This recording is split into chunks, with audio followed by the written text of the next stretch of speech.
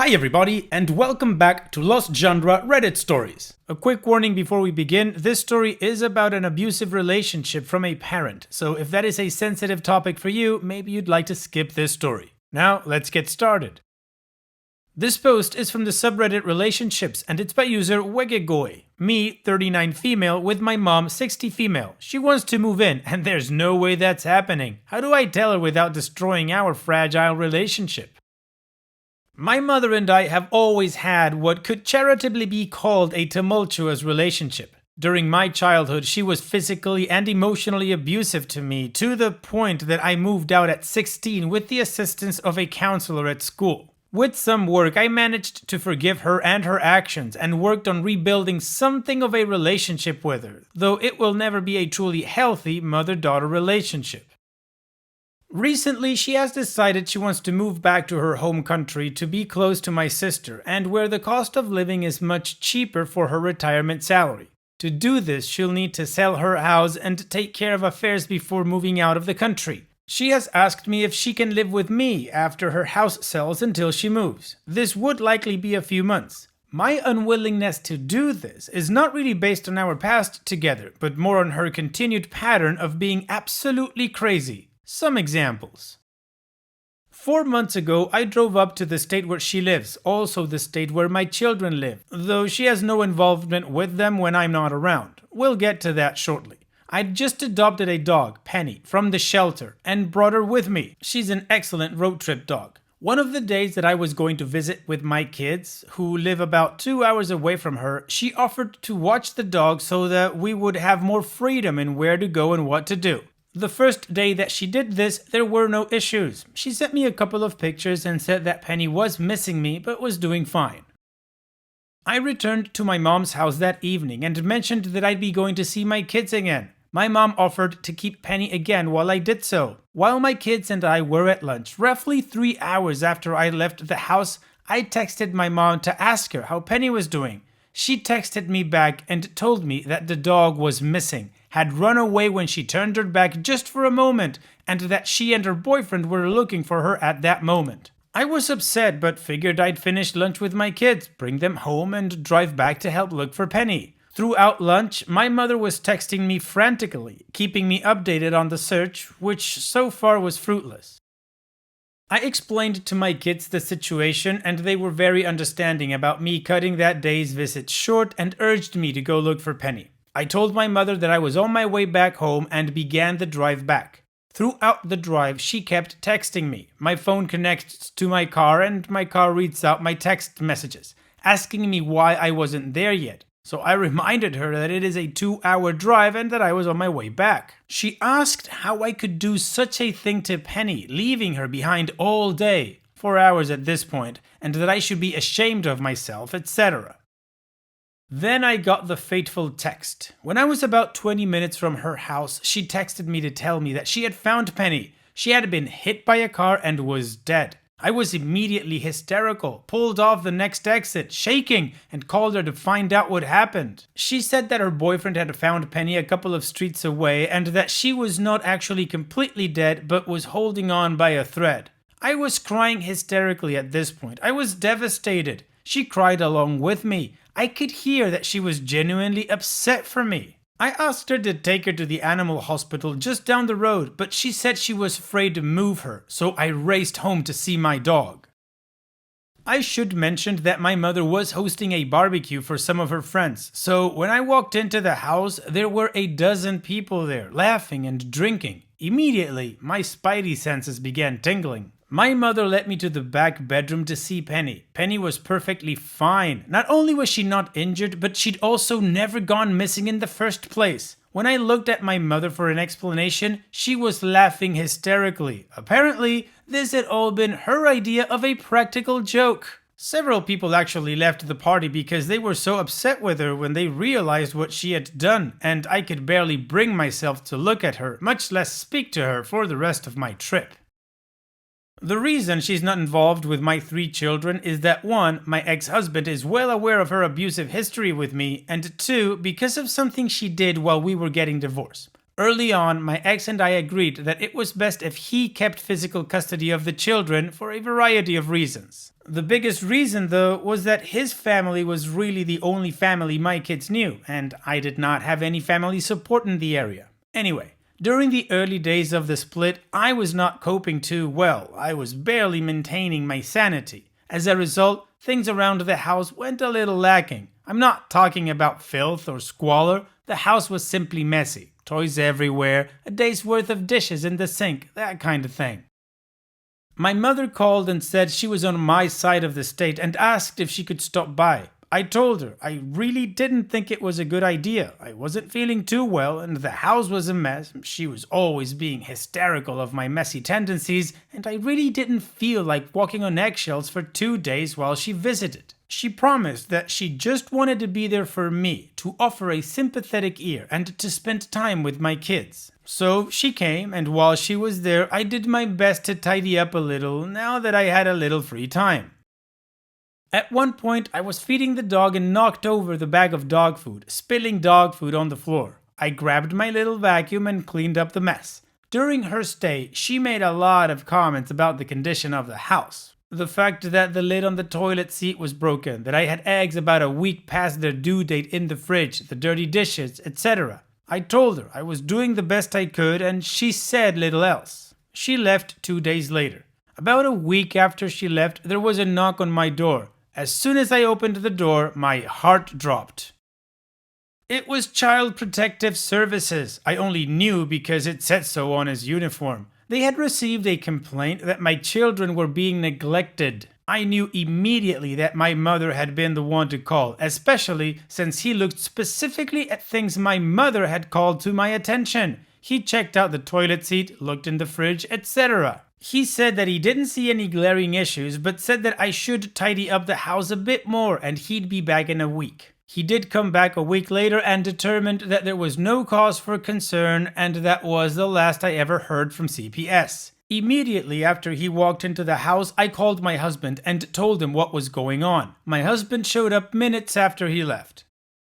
He also knew immediately that my mother had been the one to make the call, so he called her and left her an extremely angry voicemail and promised her that she'd never see the kids again. I called my mother later that day to ask her why she would do such a thing, and at first she denied it, but eventually confessed, saying that she thought I was being abusive to my children. No child should have to live with a broken toilet seat, and the fact that I vacuumed up the dog food, instead of sweeping it up I guess, pointed to the fact that I was mentally unstable. I tried to get her to see why her actions had hurt me and asked why she hadn't talked to me if she was so concerned, but she just hung up on me. I didn't talk to her for months afterward, and even then our relationship was extremely frosty. Those are just 2 examples of the kind of relationship I have with my mother, and it's been like this my entire life. Add to this the fact that she's a raging alcoholic. She was actually sober for 20 years but fell off the wagon at some point after I moved out. For about a year, like 10 years ago, I was living with her while I worked a job with a grueling commute. I was paying child support and $400 a month in transportation costs, and my credit was devastated after the divorce, so I had no way of getting my own place. During that year, she was drinking heavily and often would come home drunk, having driven herself. We had a few major blowouts when she tried to leave the house drunk, but I refused to let her and took her keys. Eventually, I was able to move out because the atmosphere was just so toxic and she refused to acknowledge that she had a problem. In the years since I moved out, we've slowly started rebuilding a relationship, though it is tenuous at best, especially with things like the Penny incident still occurring and the fact that she still drinks herself senseless almost every night. So it's probably pretty clear that there is no healthy way for my mother and me to live together. But as ridiculous as it probably seems, I don't want to destroy our relationship. Is there any way to break the news to her in a way that doesn't make her hate me forever? Aw man, OP, I don't think that's your problem. I'm really sorry for everything that your mom put you through and keeps putting you through, but clearly you want to still have a relationship with this person and I can't understand why. I think first of all, it's incredibly hypercritical of her to call CPS on you because you apparently neglected your kids when she's the one that has been emotionally and physically abusing you for years. What the hell is wrong with this person that believes that telling you that your dog is hanging on by a thread and then showing you that it wasn't is a practical joke? OP, I am honestly very surprised that you still want to have a relationship with her. If it would have been me, I would have cut this person out of my life so many years ago, she would be a distant memory. That could probably be the equivalent of a brain fart if I ever thought about her. However, even though I don't think it's healthy, you want to keep the relationship, so to answer your question, I would just say be honest and upfront and let the chips fall where they may. She's probably gonna gaslight you, tell you you're a horrible kid or whatever, and then she's gonna be silent.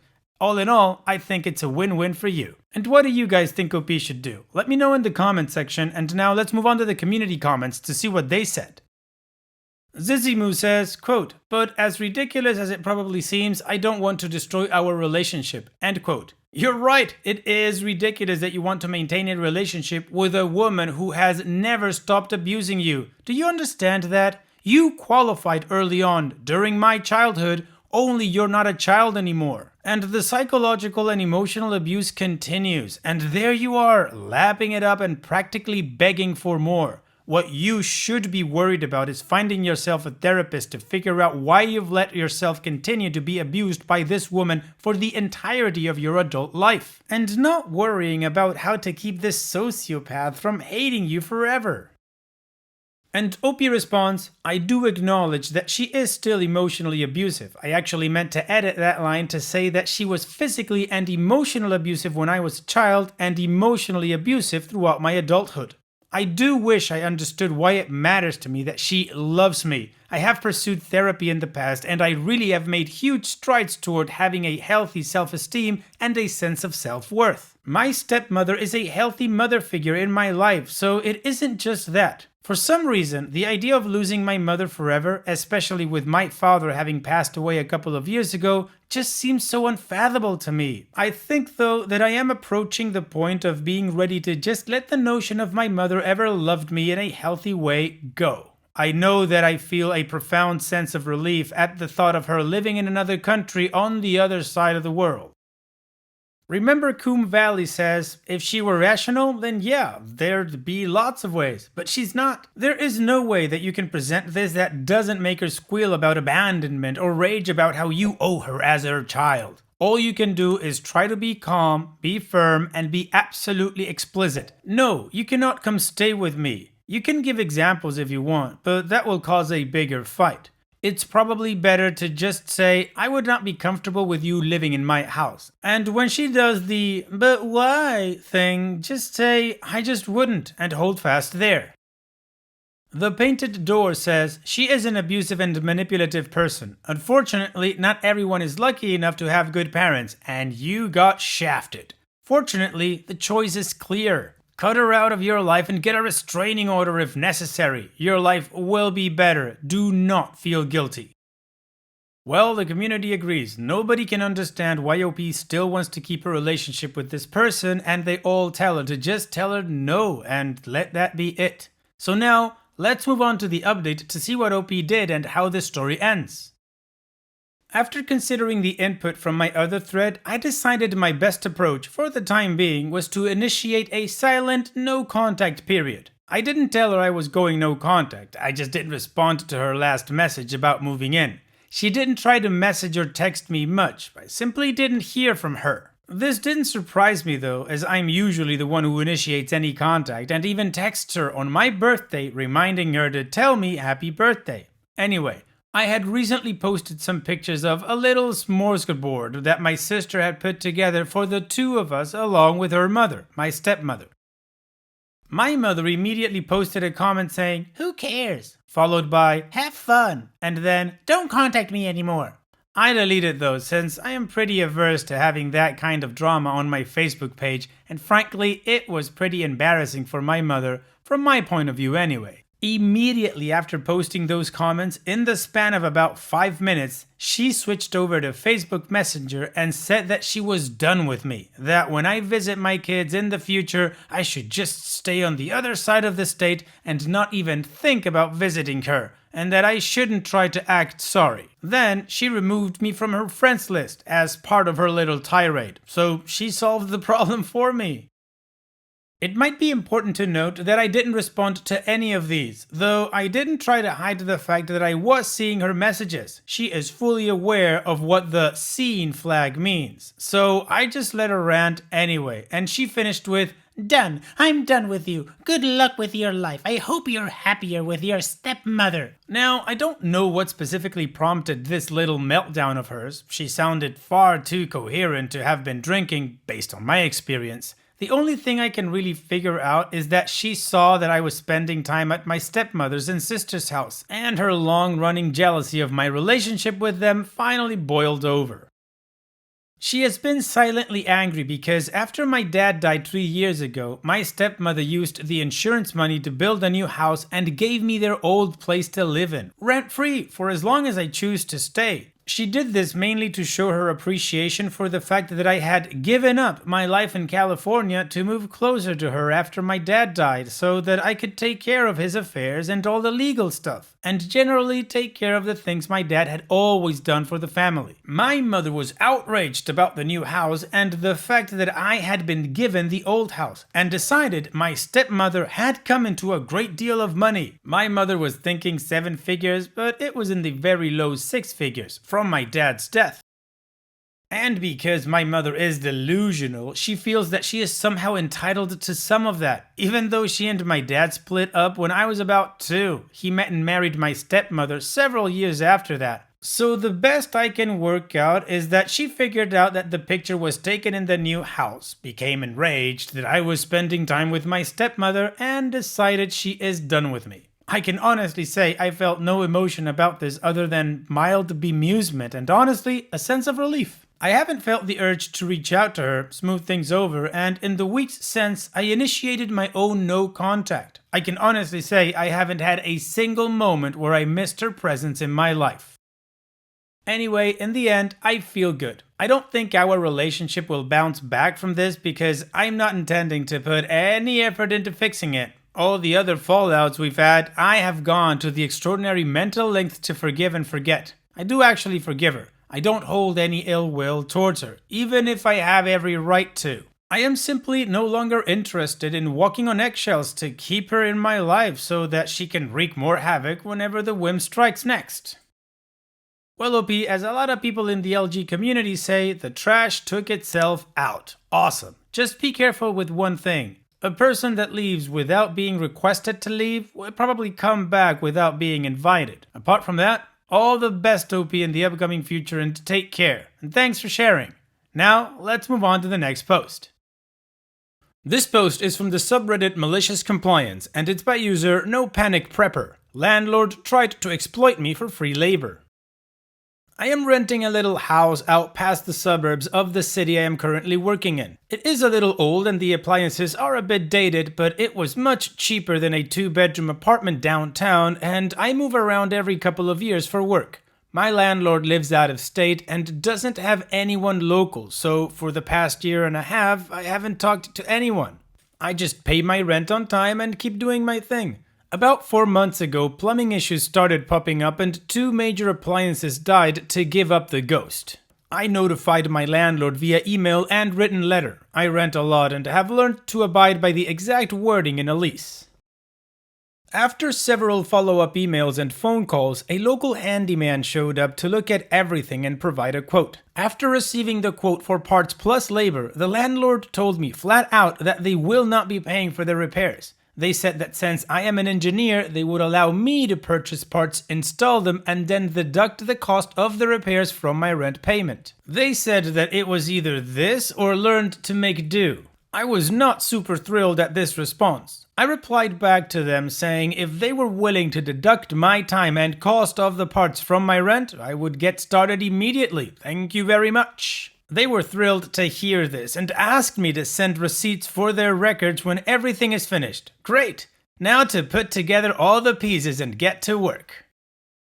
The first step was to file for an LLC with my current state. Next, I set up some cameras and borrowed a GoPro from one of my hiking mates. I was able to document the repair process, from me watching YouTube videos of how to do things to me making multiple runs to the parts store to get that piece I didn't know I needed. Here's the kicker. At my day job, software engineer, I make over $50 an hour, and that is what my time is valued at. The final bill for everything was worked out to be about 12% higher than the quoted cost, and the landlord is very upset, but my lawyer added to the email chain has kept them very civil. Oh, OP, this was a fantastically engineered malicious compliance. Thank you so much for sharing. And it's that time that we've reached the end of the video. I hope you enjoyed today's stories. I really did enjoy reading them to you. So if you did, then don't be shy and go ahead and give the video a like. And don't forget to subscribe or even share this video with people that you might think will enjoy my storytelling.